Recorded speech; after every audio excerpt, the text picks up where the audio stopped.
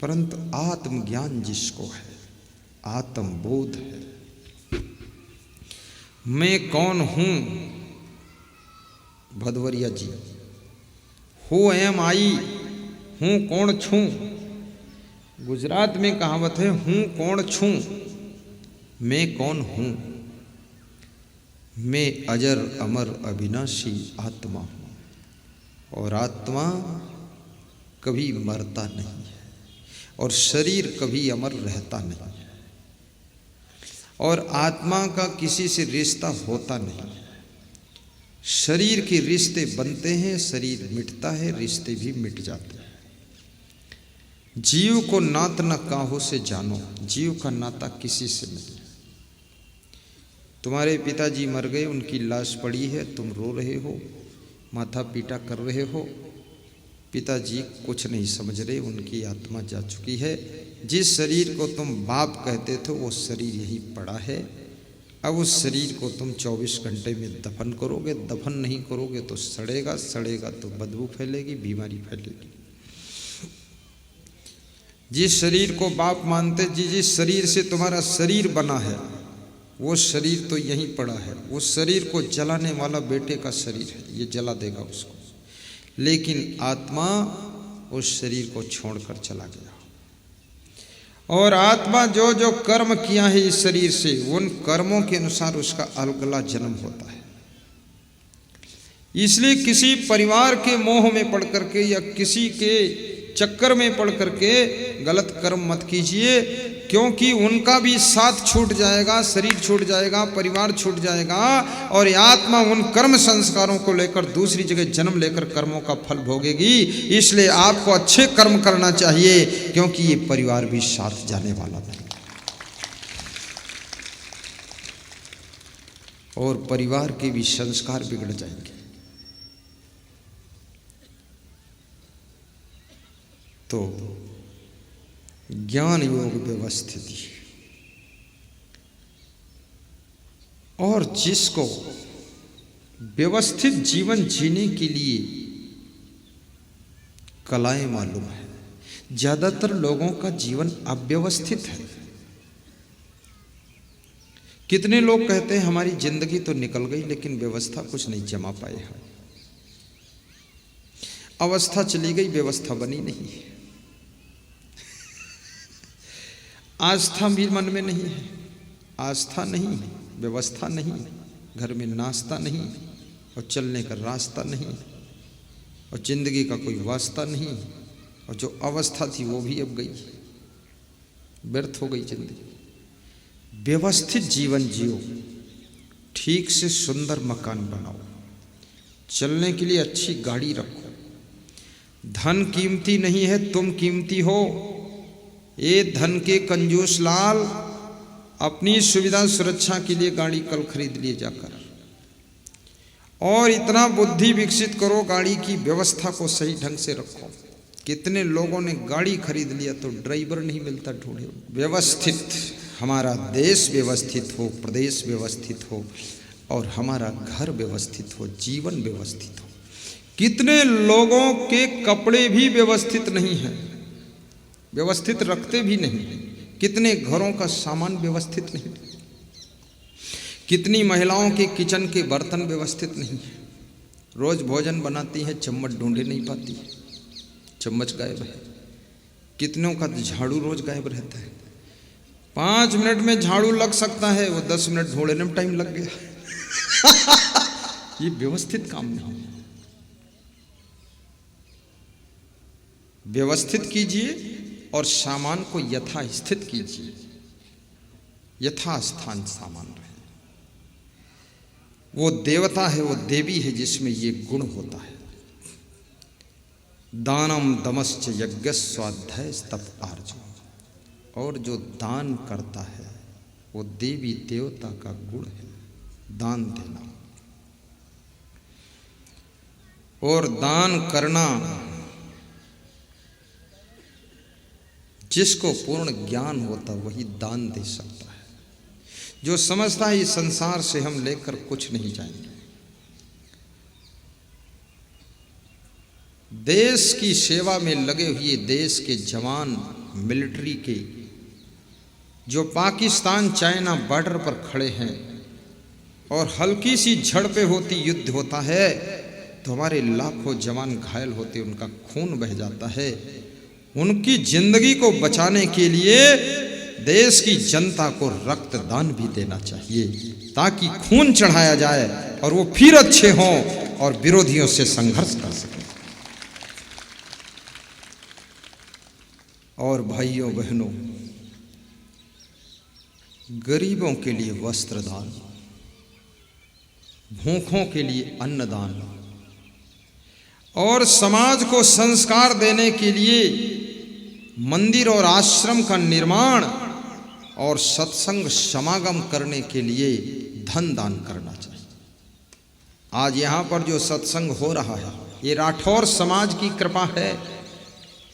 ये मथुरा लाल राठौर जो कि आज उनकी 5वीं पीढ़ी आ गई है और इस पीढ़ी में भी भक्ति चली आ रही है। प्रेम सरवाले मथुरा लाल राठौर, यही नाम था ना। उनके 2 पुत्र थे, बजरंग लाल जी और श्री बद्री लाल जी। बजरंग लाल जा चुके हैं, बद्री लाल हैं। और इनके 3 2 5 पुत्र हैं दोनों भाइयों के। और इस परिवार की ओर से ये समागम हो रहा है। यदि ये परिवार शिवपुर न होता तो शायद मेरा आना भी खत्म हो जाता। दमादम मस्त कलंदर। तो दानम, जो दाना डालता है उसके द्वार पर चिड़ियां चुंगने आती हैं, जो दान देता है उसके यहां संत ज्ञान बरसाने आते हैं। इसलिए दानी भी बनो। दमश्च, और जिसकी इंद्रियां बस में है वह व्यक्ति ज्ञानी है। ये ज्ञानी का लक्षण बता रहे हैं, देवता का लक्षण भी है, जो इंद्रियों को बस में रखता है। दमश्च, यज्ञश्च, और जो यज्ञ करता है, यज्ञ में सहयोग देता है। ये यहाँ यज्ञ ही हो रहा है, ये ज्ञान यज्ञ है। श्रेयान द्रव्यम यात यज्ञात ज्ञान यज्ञ परम तप सर्वम कर्माखिलम पार्थ ज्ञाने परिसमाप्यते। कृष्ण कहते, अर्जुन सब यज्ञों में श्रेष्ठ ज्ञान यज्ञ है। ज्ञान यज्ञ से यावन मात्र कर्म समाप्त हो जाते हैं, इसलिए ज्ञान यज्ञ कराने वाले को बहुत पुण्य मिलता है। ज्ञान यज्ञ में कुंड नहीं खोदे जाते हैं। ज्ञान यज्ञ में कोई ज्ञानी संत आकर प्रवचन सुनाता है, उसके प्रवचन के द्वारा जो ज्ञान की अग्नि प्रचंड पैदा होती है, उस प्रचंड ज्ञान की अग्नि में श्रोताओं की बुराइयों का कचड़ा जलकर भस्म हो जाता है और श्रोता स्वर्ण जैसा सुंदर चमकता है। तब ये ज्ञान यज्ञ सफल होता है। आपसे मैं यही कहूँगा, पुड़िया छोड़ दो, बीड़ी छोड़ो, सिगरेट छोड़ो, और निवेदन है शराब छोड़ो, और 1 रोटी रोज कम खाओ, वो भी छोड़ो, और मेरे सत्संग को कराने के लिए पैसे इकट्ठा करो। फिर देखना एक दिन आपका यश फैलेगा, आपके द्वारा हम जैसा कोई संत आकर प्रवचन करेगा और हजारों आत्माओं को जो शांति संस्कार मिलेंगे उसका पुण्य आपके खाते में जमा होगा। तो ज्ञान योग व्यवस्थिति दानम तमस्य यज्ञ स्वाध्याय तप आर्जव। जो स्वाध्याय करता है वह देवता है। स्वाध्याय यानी जो रामायण पढ़ता है, गीता पढ़ता है, कबीर के दोहे पढ़ता है, सदग्रंथों का अध्ययन करे वह देवी देवता है। ये साहित्य का अध्ययन करने से आपका मन अंदर अंदर सुधरता है। आज स्वाध्याय बहुत कम हो गया, लोग अखबार पढ़ने से ही फुर्सत नहीं पाते और अखबार का ऐसे इंतजार करते हैं लगता कोई मोक्ष शास्त्र आने वाला है। सवेरे 20 बार पूछेंगे अखबार आ गया कि नहीं आ गया। अरे उसमें झुट्ठों और चुट्टों का प्रपंच भरा है और है क्या उसमें। मैं कम से कम 15-20 साल से अखबार पढ़ता ही नहीं, पहले भी नहीं पढ़ता था। पूरी जिंदगी में 10-5 बार भले पढ़ा। पढ़ता ही नहीं। लोग कहते अखबार से ज्ञान होता, हमको बिना पढ़े ज्ञान हो गया। अखबार से ज्ञान क्या होगा? पढ़ो, लेकिन उसको 10 मिनट में सरसरा पढ़ डालो और समय निकाल कर 10 मिनट कम से कम धार्मिक ग्रंथ पढ़ो। और यहाँ पुस्तक की दुकान खुली है, वहाँ से धार्मिक किताबें खरीदिए। तुम मोटी रामायण नहीं पढ़ सकते हो, गीता भागवत नहीं पढ़ सकते हो, लेकिन छोटी छोटी किताबें, जीने की राह, सुख की खोज, बरसे कंबल, भीजे पानी, ये पुस्तकों के नाम हैं। क्या आप उन्नति करना चाहते हैं? ऐसी ऐसी पुस्तकें थोक से खरीद लो, एक एक दर्जन अपने दामाद को दे दो। और पागल बना घूमता है, काम सही नहीं करता, बेटी को मारता पीटता, उसका दिमाग दुरुस्त कर दो। 20 रुपये की पुस्तक में मारो गोली, पार हो जाए दिमाग, उसका बेड़ा पार। हाँ, लेकिन तुम इतने कंजूस हो, 20 रुपये की पुस्तक नहीं खरीदोगे और बेटी को पिटवा रहे हो दामाद से खाम खा। दामाद तुम्हारे यहां आए तो गिफ्ट में उसको प्रवचन की मेमोरी कार्ड दीजिए, पेन ड्राइव प्रवचन की दीजिए, और अपने जमाई को साहित्य दीजिए, इसको बेटा पढ़ना जरा जाकर। एक लाइन सदग्रंथ की उसकी जिंदगी की लाइन को सुधार देगी, और प्रवचन का एक शब्द उसके संस्कार को बदल देगा।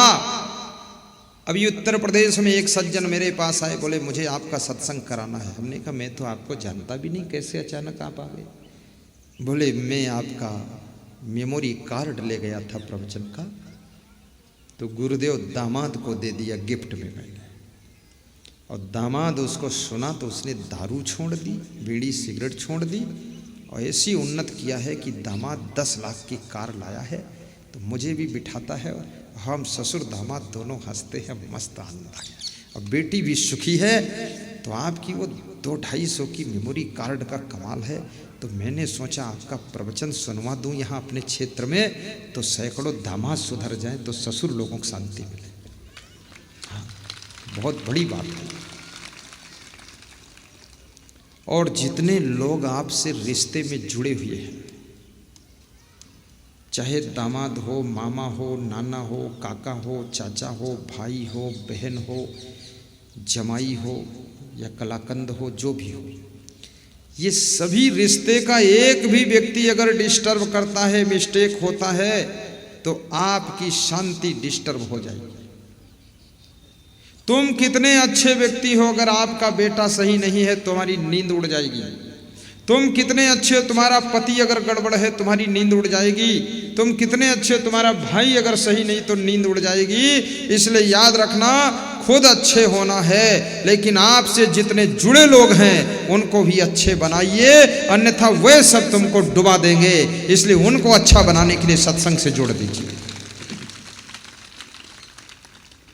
दुनिया में अच्छा और कौन बना सकता है सत्संग के अलावा? महाराजा दशरथ बहुत बुद्धिमान व्यक्ति थे। बचपन से उन्होंने राम लक्ष्मण भरत शत्रुघ्न को सत्संग से जोड़ दिया था। गुरु वशिष्ठ के आश्रम पर शिक्षा लेने के लिए भेजा था, संस्कार प्राप्त। और याद रखना, अगर राम को ये संस्कार न मिले होते तो 14 वर्ष का वनवास जो राजा दशरथ ने कहा था, तो राम वनवास नहीं जाते। राम ये कहते कि पिताजी आप बुढ़ापे में चले जाइए, मैं तो यही रहूँगा। लेकिन संस्कार मिले हुए थे उनको। जिनको संस्कार मिल जाते हैं वे राम बन जाते हैं, और जो संस्कार विहीन हो जाते हैं वे रावण हो जाते हैं। याद रखना, संस्कार केवल सत्संग से मिलते हैं, और सत्संग के शब्द चाहे सदग्रंथों से मिल जाए, साहित्य से मिल जाए, या पेन ड्राइव से मिल जाए, मेमोरी कार्ड से मिल जाए, या कि टीवी चैनल में प्रवचन से आपको मिल जाए, कहीं से भी सत्संग मिल जाए, वो सत्संग आपके अंदर संस्कारों को शुद्ध कर देता है। और जिसके संस्कार अच्छे हो गए उसका संसार अच्छा हो जाता है।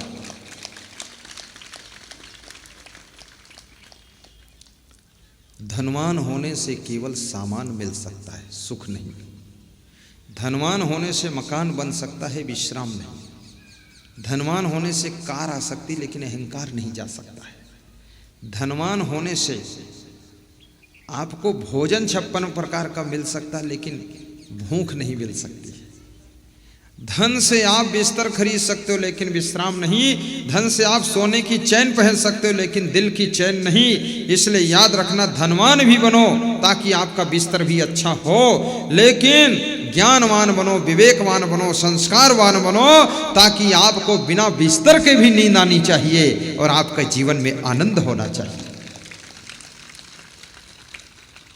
और जो तप करता है वह देवता है।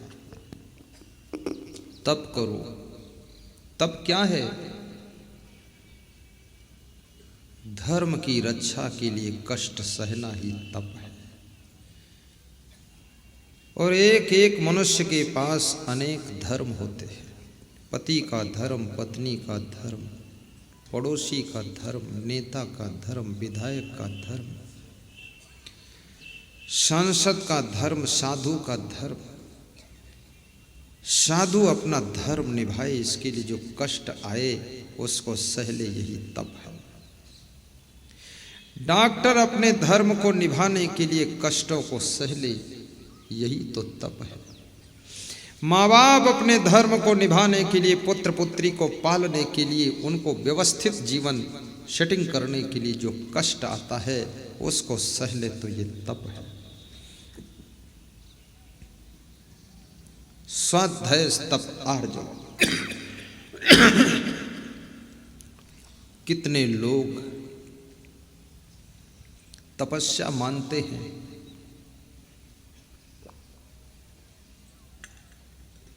कि जंगल में जाकर जो बैठे भभूत रमाकर वो तपस्वी। पंचगुनी के कुंड खोद करके बीच में बैठा रहे, जेठ की ताप, सूरज की ताप, अग्नि की ताप, उस ताप में जो तप जाए वो तपस्वी है। लेकिन कृष्ण कहते वो तपस्वी नहीं है। कबीर कहते हैं कि तप तो वह है जो तुम्हारे जीवन में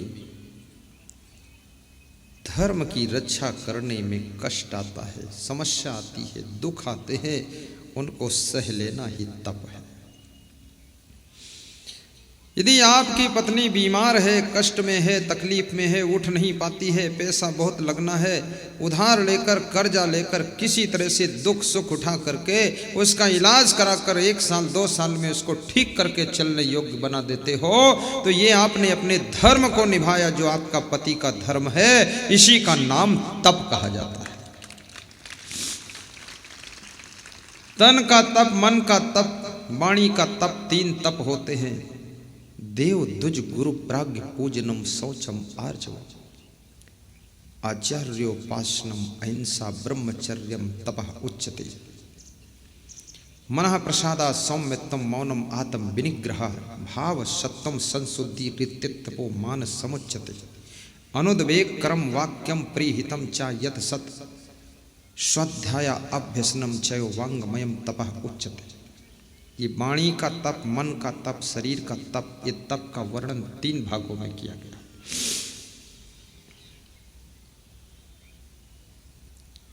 साहिब बंदगी, बोलो साहिब बंदगी। चलो विषयांतर ना हो इसलिए लौट आते हैं। तपः आर्जव। और जिसका मन वाणी सरल है, स्वभाव सरल है, वह देवता है, वो देवी है। सरल स्वभाव। कभी खिचड़ी खाने को मिली तो भी संतोष से खा लिया, विवाद नहीं किया। कभी खीर पूड़ी मिली तो भी तादाद से ज्यादा नहीं खाया। इतनी सरलता, निर्मलता है। कभी घर में पैसे कम है तो पुरानी धोती ही पहन लिया, पुराने चप्पल से गुजारा कर लिया, लेकिन घर में कलह कलेश नहीं किया, सरल स्वभाव से रह लिया।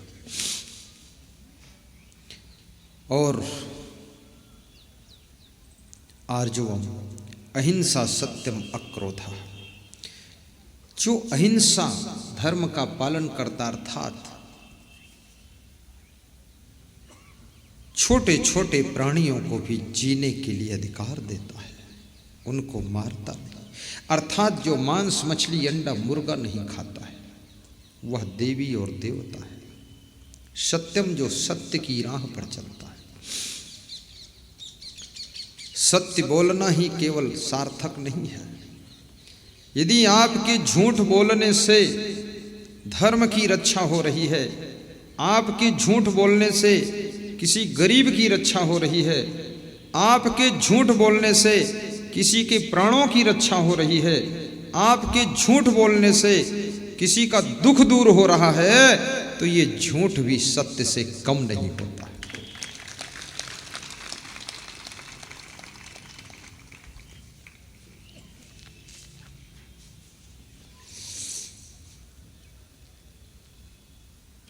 और अहिंसा सत्यम अक्रोधा, जो क्रोध को काबू रखता है वह देवी और देवता है। अक्रोधा, और जिसको बहुत क्रोध आता है, याद रखना, वो राज्य और लक्ष्मी से वंचित हो जाता है। इसलिए सहन शक्ति की बड़ी आवश्यकता है। संयच्छति यो नः बेगम उत्थितम क्रोध हर्षयो सह श्रियो भाजनम राजन यश्च आपत्सु न मुह्यति।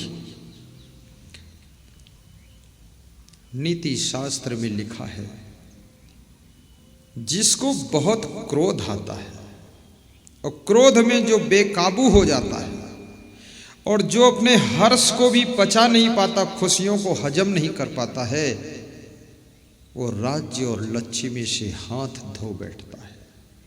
चुनाव में जीत हो जाए तो बहुत हर्ष खुशी में हुल्लड़ मत मचाना, बहुत कूद फांद मत करना, क्योंकि जिनकी हार हुई है वो दुख में डूबे हैं। तो आप चुनाव में जीत गए हो तो सबको खीर पूड़ी मीठा खिलाइए, लेकिन सड़क पर ज़्यादा हुल्लड़ मत मचाइए, क्योंकि जितना हुल्लड़ मचाओगे उनको दुख बढ़ेगा, और दुख बढ़ेगा तो ये बदला लेने के लिए उनके अंदर टीस पैदा होगी। तो कभी जब तुम हारोगे तब वो में तुमको पीस कर टमाटर की चटनी बनाएंगे और बहुत पटाखे फोड़ेंगे। हर्ष को भी हजम कीजिए, खुशी को भी अंदर अंदर हजम कीजिए, और अंदर क्रोध आता है उसको भी काबू कीजिए।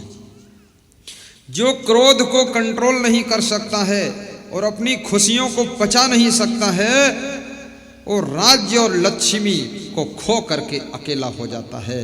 इसलिए क्रोध आए तो भी भाषण देना तो ऐसे अल्फाज मत निकाल देना जो हाई कमान नाराज हो जाए, और खुशी हो तो ऐसा कोई कदम मत उठा देना जिससे कि आपका भविष्य बिगड़ जाए। खुशियों को भी बचाइए। और दुनिया में लोग समझदार बहुत कम है। भवानी मंडी में एक सज्जन मिले मुझे, भवानी मंडी पास में है ना, यहाँ से जानते तो है ही हो। तो बोले मैंने अपने बेटे का विवाह किया तो इस पूरी भवानी मंडी को दुल्हन की तरह सजा दिया है। तो मैंने कहा एक दुल्हन घर आएगी, दूसरी दुल्हन भवानी मंडी हो गई, 2 दुल्हन हो गई। तो हमने कहा दूल्हा? बोले दूल्हा एक ही था, एक बेटा। तो हमने कहा 2 दुल्हन तो 2 दूल्हा भी होना चाहिए ना। बड़े खुश। दूसरे साल जब हम गए वहाँ तो हमको मिले और अलग कमरे में ले गए, रोने लगे। तो हमने कहा क्या हुआ? अरे बोले आतंकवादी दुल्हन आई है। बोले लाड़ी नहीं है, लड़ाकू जेट विमान। तो हमने कहा हुआ क्या? बोले सासू से बोलचाल बंद, मेरे से भी बेटे को मना कर दिया, बोलना बंद। बड़ा उत्पात है गुरुदेव। बड़ी खुशी से इस भवानी मंडी को दुल्हन की तरह सजाया था। मैंने कि ज़्यादा खुशियाँ जो हजम नहीं हुई हैं उसी का रिएक्शन निकल रहा है। ये फालतू काम क्यों करते हो?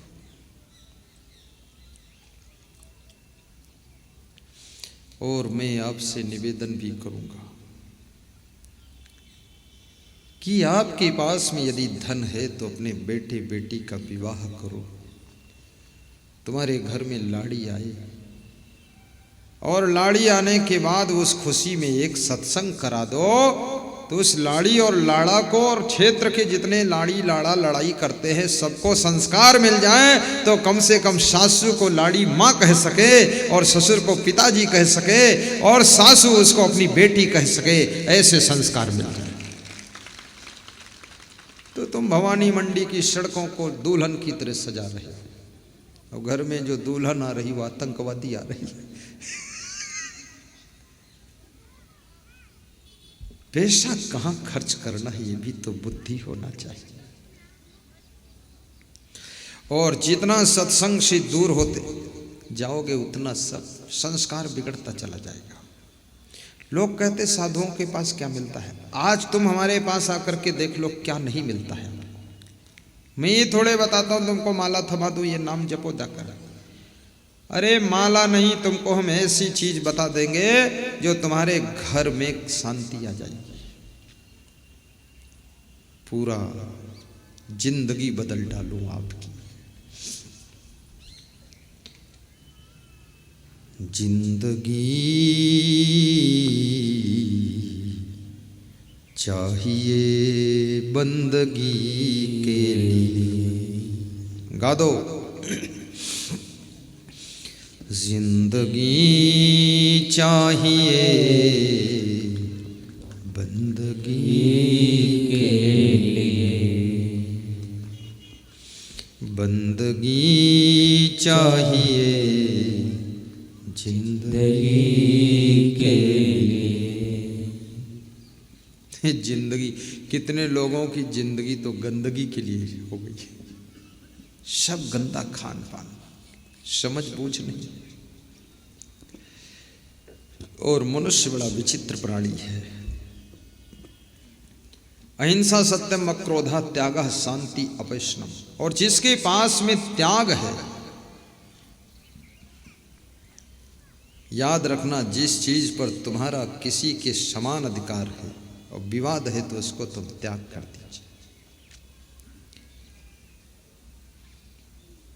कुछ भाई के लिए भी त्याग किया करो, कुछ अपनी मां के लिए सुख सुविधा का त्याग करो, कुछ अपने वाइफ के लिए भी सुख सुविधाओं का त्याग करो, कुछ अपने पड़ोसी के लिए भी सुख सुविधा का त्याग करो,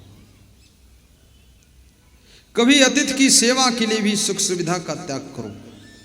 मैं कोटा शहर में एक प्रवचन था मेरा मल्टीपर्पज ग्राउंड में, तो मुझे वहाँ जाना था। उस समय हमारे पास गाड़ियाँ नहीं थी, कम थी। तो जिस वक्त के हम ठहरे थे बजरंग लाल बोहरा के यहाँ, तो उन्होंने अपनी स्कॉर्पियो हम लोगों को दे दिया। तो उनकी स्कॉर्पियो पे हम लोग बैठकर जा रहे थे और हमारे पास एक छकड़ा था, वो इंजन वाला, प्रचार के लिए। तो वो उसमें बैठकर जा रहे थे। रास्ते में क्रॉस किया तो उन्होंने हाथ हिलाकर नमस्कार किया, बोले कि गुरुदेव जय हो आपकी, बजरंग को छकड़ा में बिठा दिया और मैंने आपको स्कॉर्पियो में बिठा दिया। मैंने कहा रोकूं, आप इसमें आ जाओ। बोले नहीं, आपका आशीर्वाद फलित हो चुका है। आपके गुरु मेरे यहाँ आए थे और वो गुरु ने